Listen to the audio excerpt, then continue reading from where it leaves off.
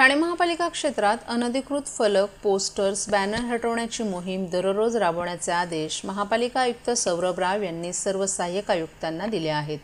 त्याचबरोबर नोटिसा देणं, दंड वसुली आणि गुन्हा दाखल करणे याचा सहाय्यक आयुक्तांनी दैनंदिन आढावा घ्यावा, असंही आयुक्त राव यांनी स्पष्ट केले। महापालिका क्षेत्राचं विद्रुपीकरण थांबवण्यासाठी दैनंदिन मोहीम राबवून अनधिकृत फलक हटवण्याची आवश्यकता आहे। याबाबत उच्च न्यायालयाचे अतिशय काटेकोर आदेश आहेत, त्याचं पालन सगळ्यांनी करावं। अनधिकृत पोस्टर, बॅनर, फलक लावला की त्यावर नोटीस, दंड आकारणे आणि गुन्हे दाखल करणं ही कारवाई अतिशय प्रभावीपणे करण्यात यावी, असंही आयुक्त राव यांनी सांगितलं। ठाणे महानगरपालिकेच्या नागरी संशोधन केंद्र येथे आयुक्त सौरभ राव यांनी काल सायंकाळी सर्व उपायुक्त, सहाय्यक आयुक्त, विभाग प्रमुख, कार्यकारी अभियंता यांची आढावा बैठक घेतली।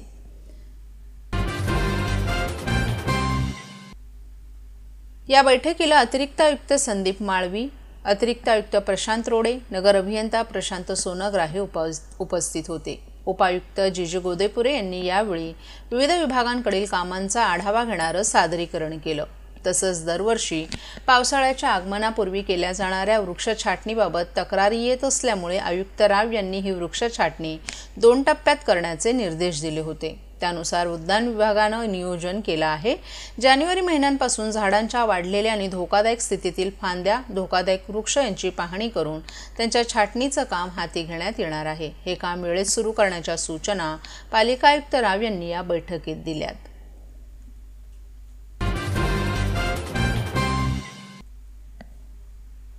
ठाणे महानगरपालिकेच्या शहर विकास विभागाच्या कारभारावर शिवसेनेचे नेते आणि 4 वेळा आमदार राहिलेले प्रताप सरनाईक यांनी गंभीर आरोप केलेत। त्यांनी ठाणे महानगरपालिका आयुक्त सौरभ राव यांना पत्र लिहून विभागातील विविध निर्णयांमध्ये होत असलेल्या आर्थिक अनियमिततेवर कारवाईची मागणी केली आहे। सरनाईक यांनी विहंग व्हॅली ते हावरे सिटी दरम्यानचा 40 मीटरचा रस्ता ग्रीन झोनमधून वळवून विकासकांना फायदा देण्याचा आरोप केलाय। तसंच घोडबंदर रोडवरील पातलीपाडा आणि शिवाजीनगरसह इतर भागातील प्रकल्पांमध्ये नियमांचं उल्लंघन होत असल्याचा दावाही त्यांनी केलाय।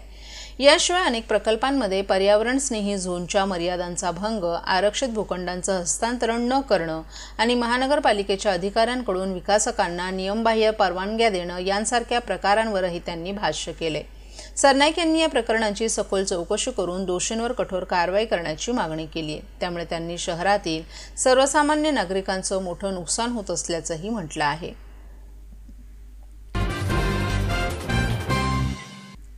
पूर्व द्रुतगती महामार्गावरील कॅडबरी जंक्शन परिसरात काल सायंकाळी कंटेनर उलटल्यानं अपघात झाला। या अपघातात कंटेनर चालक कमलेश कुमार जखमी झाला असून त्याच्या दोन्ही पायांना दुखापत झाली आहे। चालकानं रुग्णालयात जाण्यास नकार दिल्यानं त्याच्यावर प्रथमोपचार करण्यात आल्याची माहिती ठाणे महापालिका आपत्ती व्यवस्थापन विभागानं दिली आहे। या अपघातामुळे कॅडबरी परिसरात वाहतुकीची मात्र कोंडी झाली होती। नवी मुंबई न्हावाशेवा येथून गुजरातच्या दिशेनं कंटेनर वाहतूक करत होता। हा कंटेनर काल सायंकाळी 4 वाजण्याच्या सुमारास कॅडबरी जंक्शन उड्डाणपुला जवळ आला असता कंटेनर चालक कमलेशाचा वाहनावरील ताबा सुटून कंटेनर उलटला। या अपघातात कमलेशाच्या दोन्ही पायाला आणि पाठीला किरकोळ दुखापत झाली। त्यांनी रुग्णालयात जाऊन उपचार घेण्यास नकार दिल्यानं त्यांच्यावर प्रथमोपचार करण्यात आले। या अपघातामुळे कॅडबरी जंक्शन परिसरात काही काळ वाहतुकीची कोंडी झाली होती। या कंटेनरला रस्त्यावरून बाजूला सारण्याचं कार्य प्रशासनाकडून सुरू करण्यात आलं होतं।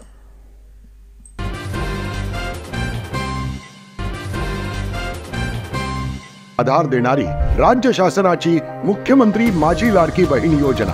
या योजनेअंतर्गत अल्प उत्पन्न गटातील 21 ते 65 वयोगटाच्या भगिनींना मिळणार दरमहा 1500 रुपयांची मदत। अर्ज करण्यासाठी 31 ऑगस्ट 2024 पर्यंत मुदतवाढ। कुटुंबाचं वार्षिक उत्पन्न 2.5 लाख रुपयांपेक्षा कमी असलेल्या महिला पात्र। कुटुंबाकडे पिवळं किंवा केशरी रेशन कार्ड असल्यास उत्पन्नाचा दाखला आवश्यक नाही। पांढरं रेशन कार्ड असेल किंवा रेशन कार्ड नसेल तर कुटुंबाचं वार्षिक उत्पन्न 2.5 लाखांपेक्षा कमी असल्याचा दाखला आवश्यक। योजनेसाठीचा ऑनलाईन अर्ज नारी शक्ती दूत ॲपवरून किंवा पोर्टलवर भरता येईल। ज्या भगिनींना ऑनलाईन अर्ज भरता येत नसेल त्यांच्यासाठी अंगणवाडी, ग्रामपंचायत, वॉर्ड ऑफिस, सेतू सुविधा केंद्रामध्ये किंवा आशाताई बचत गटाच्या CRP यांची मदत उपलब्ध। आता आपल्याला अभिमानाने म्हणता येईल, सुखी आणि सुरक्षित आहे माझी लाडकी बहीण।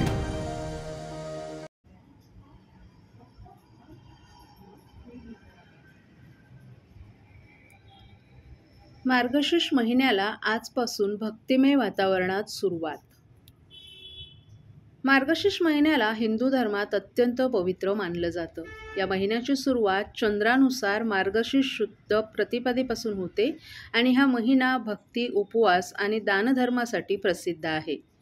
मार्गशीर्ष महिन्याला धन्यमास असंही म्हटलं जातं, कारण श्रीकृष्णानं गीता उपदेशात या महिन्याला स्वतःचा महिना म्हटला आहे. या महिन्यात देवपूजा, पवित्र नदीत स्नान, एकादशी व्रत आणि विविध धार्मिक विधींचं आयोजन केलं जातं. महाराष्ट्रात या महिन्यातील गुरुवारी लक्ष्मीपूजन करणं शुभ मानलं जातं.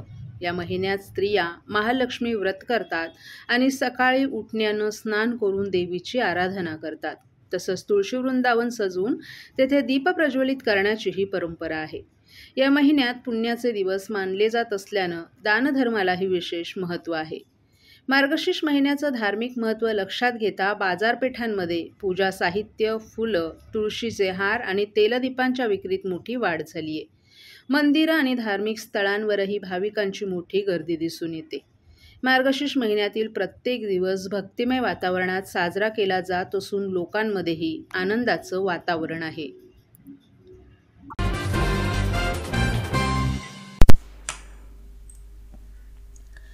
जागतिक दिव्यांग दिनानिमित्त शैक्षणिक गुणवत्ता आणि विद्यार्थ्यांना मिळणाऱ्या सोयीसुविधांची पाहणी करण्यासाठी जिल्हा परिषदेचे मुख्य कार्यकारी अधिकारी रोहन घुगे यांनी कमालिनी कर्णबधिर विद्यालय ठाणे येथे भेट दिली. यावेळी जिल्हा समाज कल्याण अधिकारी उज्ज्वला सपकाळे, कमालिनी कर्णबधिर विद्यालयाचे मुख्याध्यापक माया कुलकर्णी, शिक्षक तसंच मोठ्या संख्येनं शाळेतील विद्यार्थीही उपस्थित होते.